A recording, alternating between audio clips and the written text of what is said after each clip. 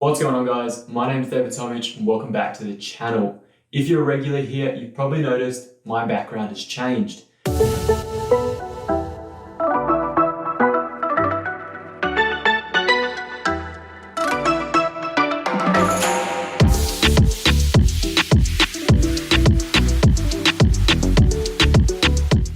And that's predominantly for the fact that my workplace has decided to go work from home to help flatten the curve. So basically what we've done is taken all our communication and all our computers home to be able to work remotely off the cloud.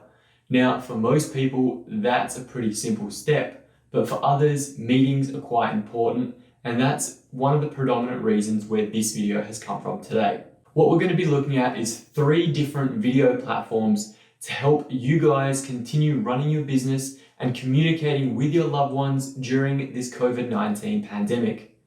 So we're going to be looking at Zoom, Skype, and Webex. So let's start with Zoom.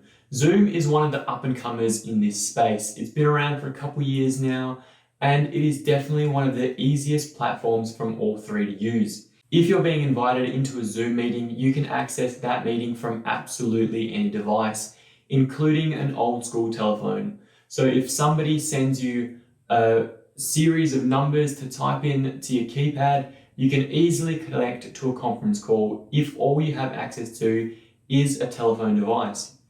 However, what we are looking at as well here is video conferencing, because video conferencing is very important in 2020. Zoom, Skype, and Webex actually all record in HD video.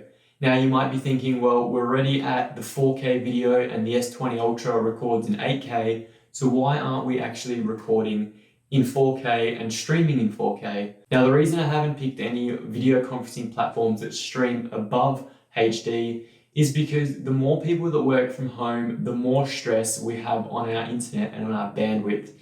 So streaming in HD actually isn't a bad thing per se. If you're an individual looking for a one-on-one conference, or potentially a medium-sized company looking to host up to 49 video screens at the same time, Zoom is perfect for you. It also gives you the ability to teleconference in a total of 1,000 people on their premium enterprise paid package. The free version of Zoom actually only allows you 100 people in the teleconference, which is actually a pretty huge number for a free platform.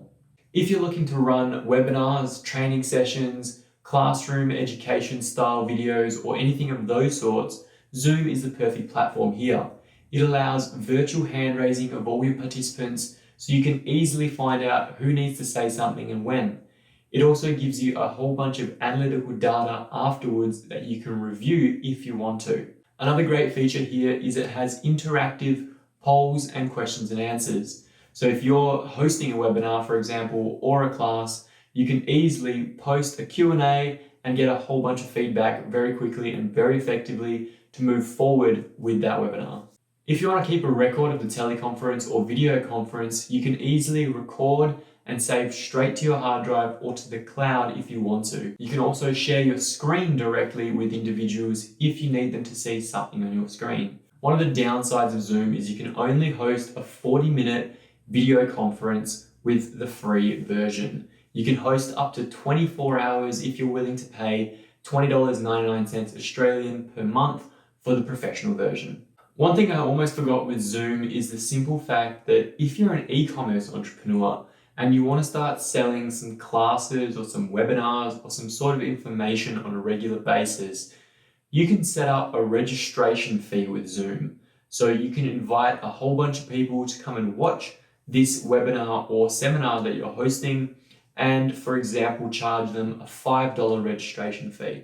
So all of a sudden, you've made a business out of Zoom. Moving on to Skype now, Skype is very similar to the Zoom platform. However, unlike Zoom, you can't access it anywhere without an account.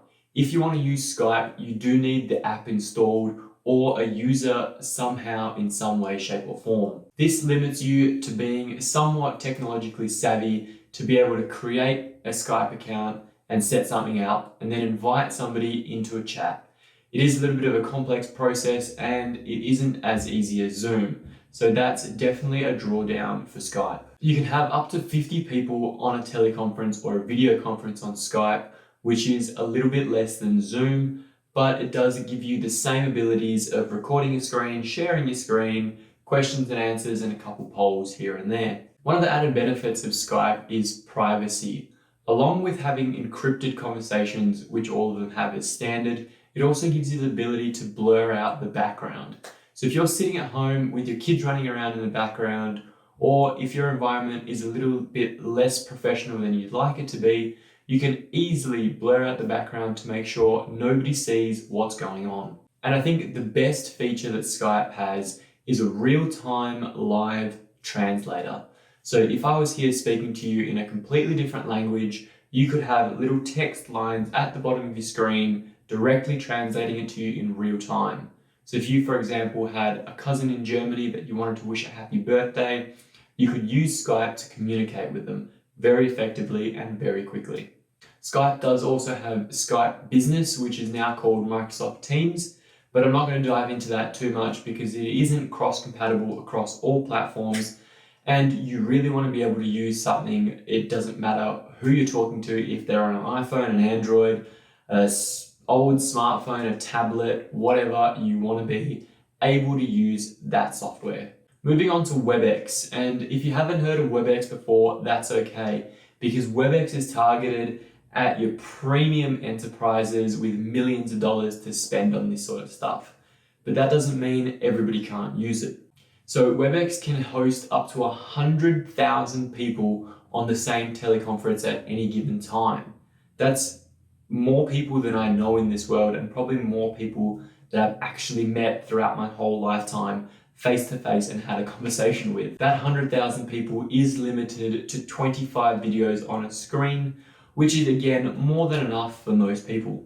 Just like Zoom, Webex is able to run a whole bunch of different platforms. You can record your screen, share your screen, questions and answers, polls, e-commerce related webinars and seminars where you charge people to watch your content, and basically everything that Zoom can do. Where Webex goes over and above is the simple fact, again, it is targeted at these larger enterprises that have millions of dollars to spend.